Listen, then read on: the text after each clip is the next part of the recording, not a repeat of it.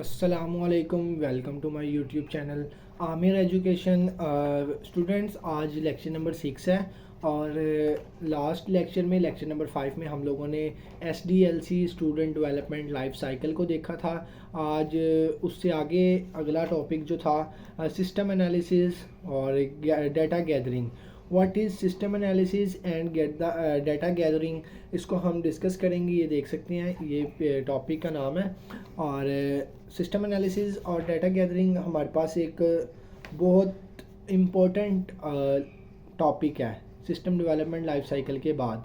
तो जो last lecture था वो भी बहुत ज़्यादा इंपॉर्टेंट था, जो आज वाला लेक्चर है वो भी बहुत ज़्यादा इंपॉर्टेंट है exam point of view, MCQs point of view और आगे यूनिवर्सिटी लेवल तक भी ये दोनों जो टॉपिक हैं वो चलते रहते हैं।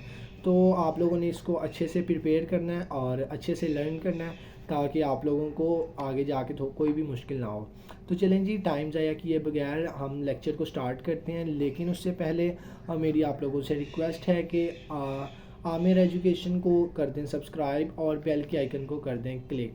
तो ये जी सिस्टम एनालिसिस है। What is system analysis? Here the analyst will conduct the following activities. Need analysis. This activity is also called requirements analysis. Here the analyst will sum up the requirements of the system from the users and the managers. The developed system should satisfy these requirements during testing phase.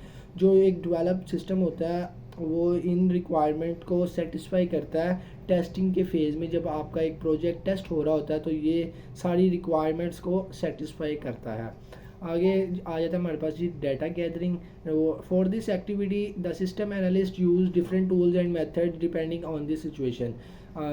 The number 1 is written document. Data gathering में आगे हमारे पास आ जाता है जी written document. Word documents, written documents जो है बेसिकली मैं आप लोगों को बल्कि पढ़ के बताता हूँ। In case we want to computerize the existing manual system और upgrade the existing computer based system, much of the handful information can be made available using these documents. They are the reports. एक number 1 में written document में हमारे पास reports आ जाती हैं, forms आ जाते हैं, memos आ जाते हैं, बिजनेस प्लान्स आ जाते हैं, पॉलिसी स्टेटमेंट्स आ जाती हैं, ऑर्गेनाइजेशनल चार्ट्स और इसके अलावा भी बहुत कुछ है। लेकिन ये रिटन डॉक्यूमेंट में जो मेन चीज़ है वो रिपोर्ट, फॉर्म्स, मेमोज, ये बहुत इंपॉर्टेंट है।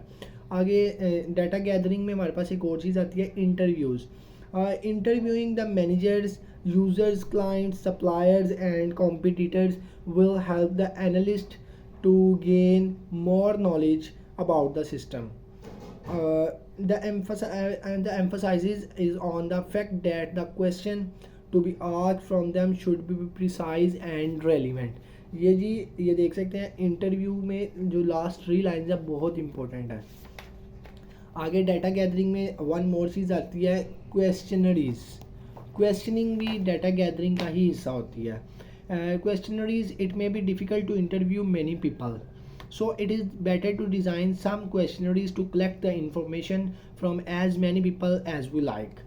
This is very convenient and inexpensive method to collect harmful handful of data, but sometimes the response may be ambiguous and insufficient. ठीक है, अब डाटा गैदरिंग में हम टोटल 5 चीज़ें हैं, 2 रह गई हैं, ऑब्जर्वेशन एंड सैम्पलिंग। ऑब्जर्वेशन और सैम्पलिंग को आप लोगों ने खुद से डिस्कस करना है, खुद से लर्न करना है, गूगल से हेल्प लेके आप लोगों ने इसकी असाइनमेंट वगैरह बना के लानी है। तो ये मैंने आप लोगों को क्वेश्चनरीज तक करवा दिया है। I hope this lecture is very helpful to you. मिलते हैं जी नेक्स्ट लेक्चर में, तब तक के लिए अपना ख्याल रखें। आमिर एजुकेशन को कर दें subscribe. Thank you so much.